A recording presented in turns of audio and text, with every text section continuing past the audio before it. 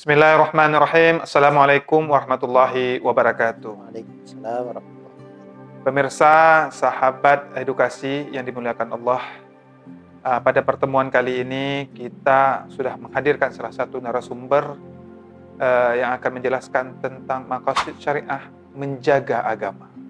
Nah, kali ini kita langsung saja menghadirkan salah satu ustadz yang berada di Rumah Sakit Umum Daerah Dr. Zainal Abidin, yaitu Ustadz Sabrizal Ishaq. Gimana kabarnya Ustadz? Alhamdulillah baik. Baik, Ustadz ini adalah salah satu Ustadz yang melakukan pelayanan di Rumah Sakit Umum Daerah Dr. Zainal Abidin tentang kerohanian. Dan Ustadz juga sebagai Ketua Komite Syariah, betul Ustadz ya? Nah, oleh karena itu kami memintakan pendapat beliau ataupun pandangan beliau tentang maqasid syariah menjaga agama.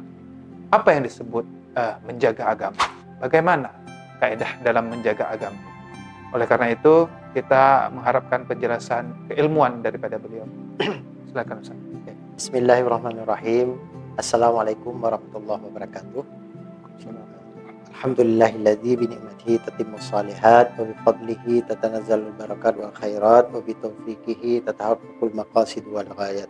Asyhadu an la ilaha illallah wa asyhadu anna Muhammadan abduhu wa rasuluh. Subhanaka la ilma lana illa ma 'allamtana innaka antal alimul hakim. Rabbi shrah li sadri wa yassir li amri wa hlul 'uqdatam min lisani yafqahu qawli.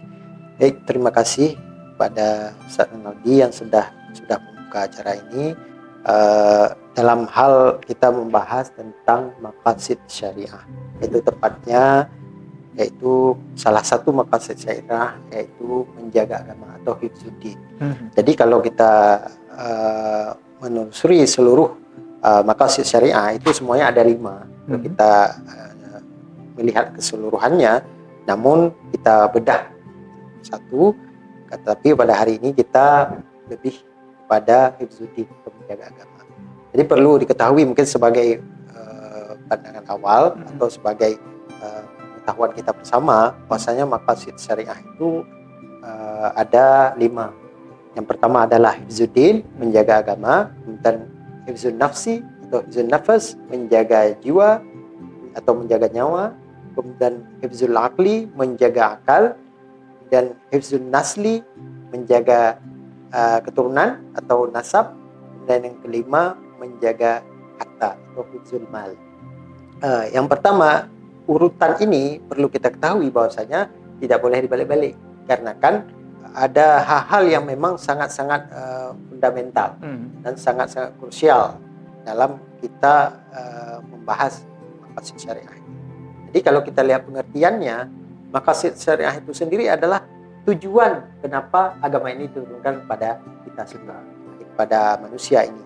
Jadi tujuan atau maksud daripada syariah yang diturunkan oleh Allah melalui Nabi kita Muhammad SAW itu adalah hal-hal yang perlu menjadi menjadi sesuatu yang menjadi sebab nanti kita melakukan, kenapa harus melakukan sholat misalkan, kenapa kita harus berpuasa, kenapa kita harus naik haji, kenapa kita membayar zakat.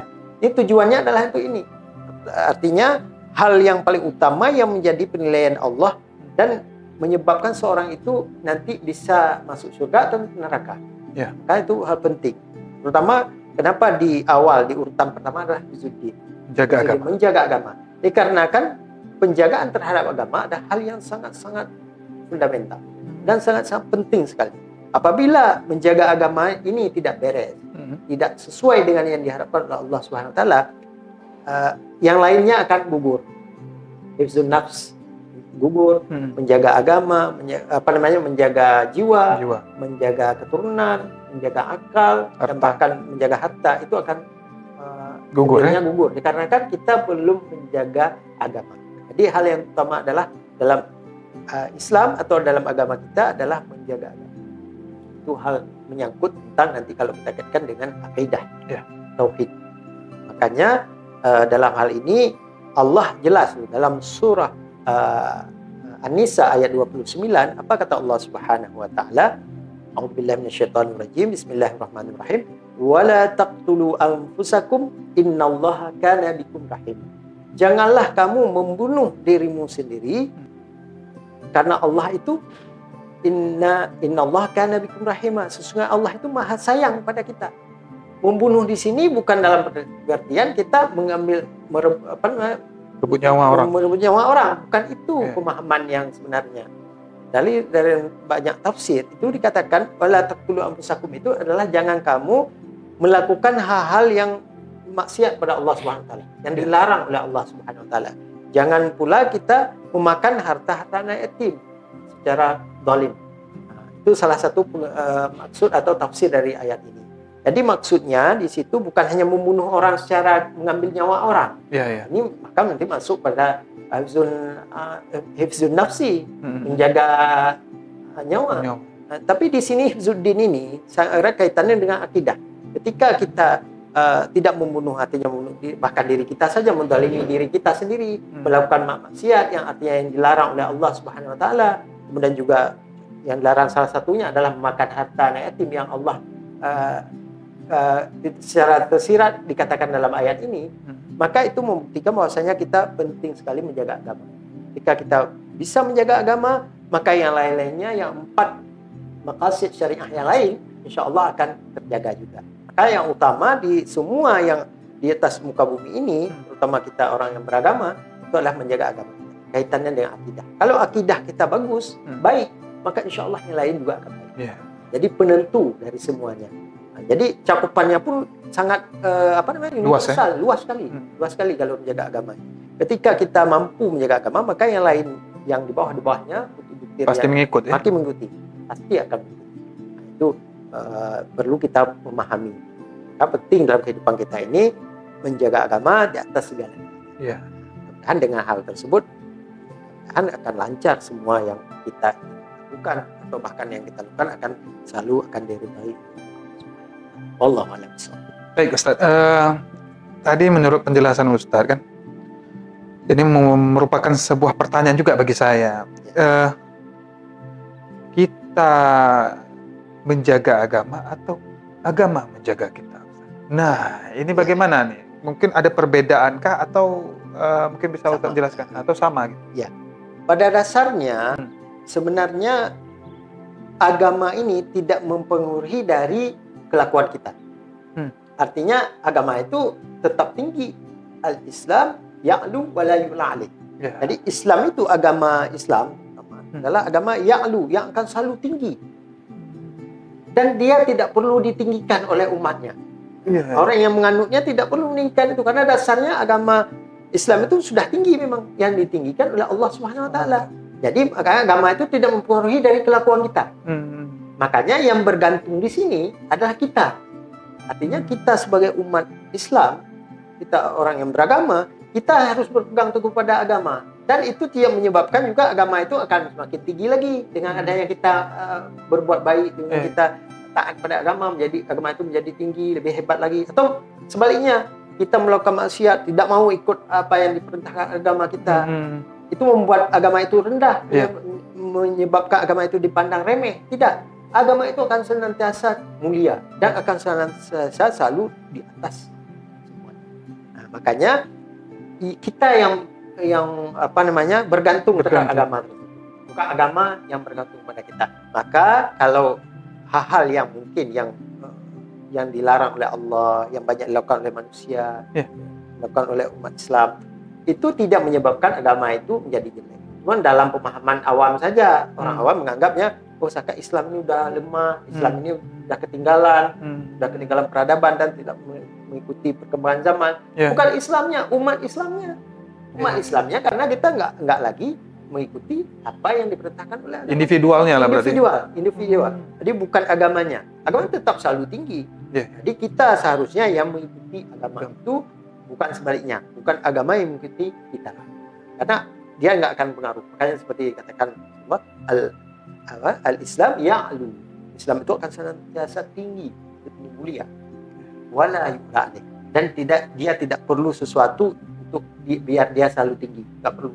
Cukup dengan ketinggian yang ditinggikan oleh Allah Subhanahu wa taala, yang dimuliakan oleh Allah Subhanahu wa taala, ya dia selama-lamanya begitu sampai akhir zaman, sampai kapan.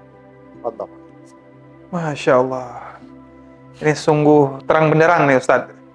Saya menyangka tadi tentang pertanyaan saya ini mungkin agak berat ya. Rupanya memang sudah ada jawabannya semua tertulis, bahkan udah ada hadisnya ya Ustaz. Ya. Udah ada hadisnya yang disampaikan oleh Rasulullah bahwasanya agama Islam itu tetap tinggi. Ya. Tetap tinggi dan dia tidak terlalu membutuhkan maksudnya peran pemujian dari kita mungkin ya. Ya.